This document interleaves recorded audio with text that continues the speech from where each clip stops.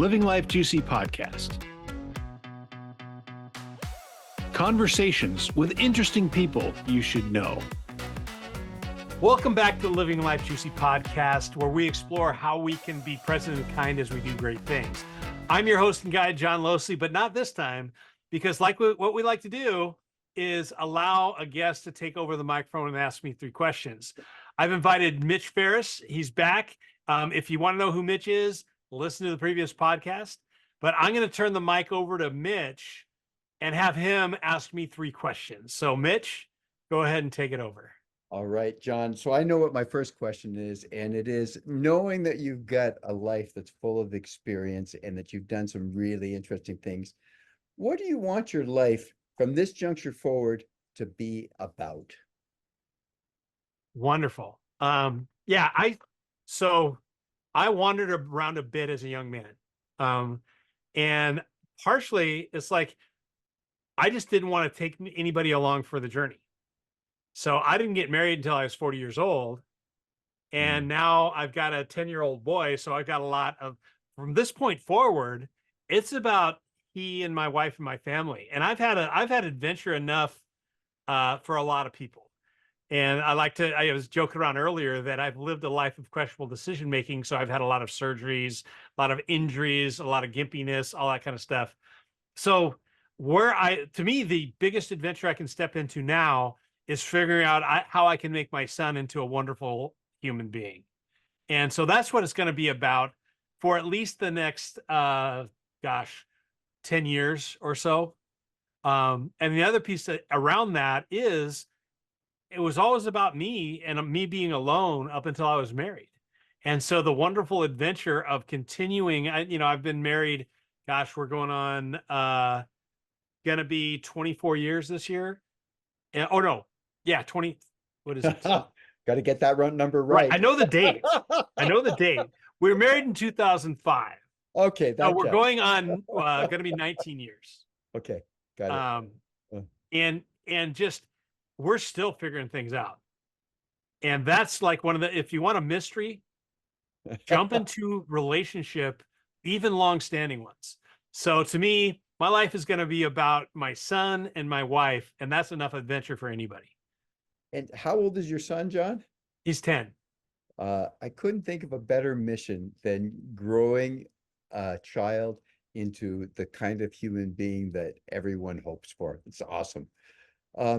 I have another question for you. Please. Okay. Where do you do your best work? What kind of things come your way where you go, I know that in this realm, here's where I'm going to do my best work? It really depends on the work that I need to do. So one of the things that I didn't do really well last year, my friends tell me, man, you got to get down to the water and you got to get back into music. And that creates the background or the context for doing good work. Then it's a matter of knowing what time of day. So I'm just starting this. So I'm in my studio right now, which don't tell anybody, but it's really my garage. And then I've got the world headquarters for Into Wisdom, which is really a tough shed in my backyard. And if I want to do like tasky stuff, the task type stuff happens really well for me. Usually like brainless task stuff in the afternoon when I'm done with everything. But if I want to do deep work, going out to my shed and just sitting down, because it makes it harder to be interrupted, and I can sit there and do stuff. If I want to do original, thoughtful work, that's when I go to my office annex, which is a beach. I'm in Southern California by the beach.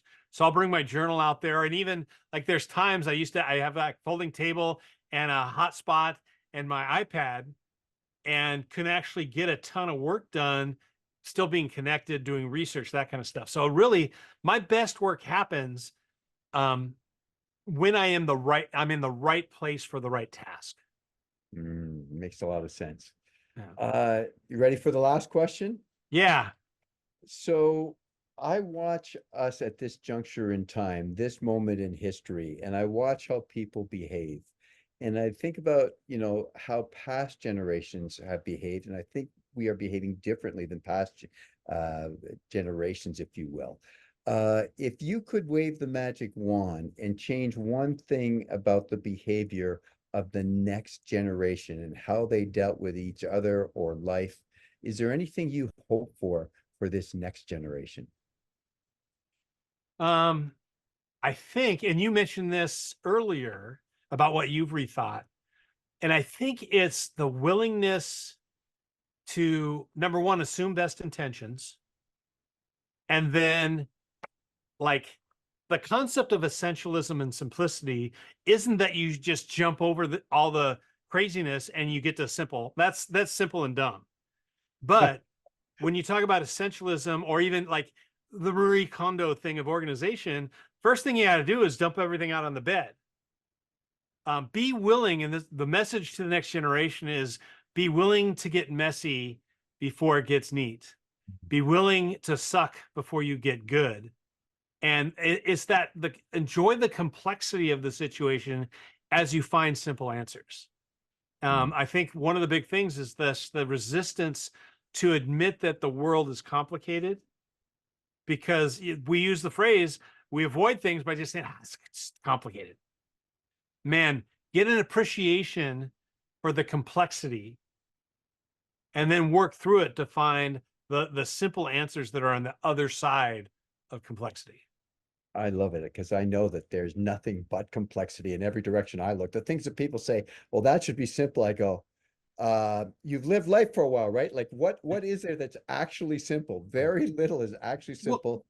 Yeah. And as problem solvers, I think what my big mistake as a consultant is I love diving into the complexity. And then I start talking about the complexity and my clients are going, whoa, whoa, whoa. We hired you to get rid of that. So my discipline is to move through the complexity and down the other side to where I can present them with a simple solution. Then when they question me, hey, that seems too simple, what about this? I can work back up the slope of complexity until they get tired of asking me questions because I've already dealt with it. So, got it. Mitch, I can tell a lot about people by the quality of their questions. So thank you. You have definitely, you ask good and various questions. So I appreciate that. Thank you for taking the time and taking over. I appreciate the time and thanks for being here. And thanks for the awesome answers. Be present and kind as you do great things.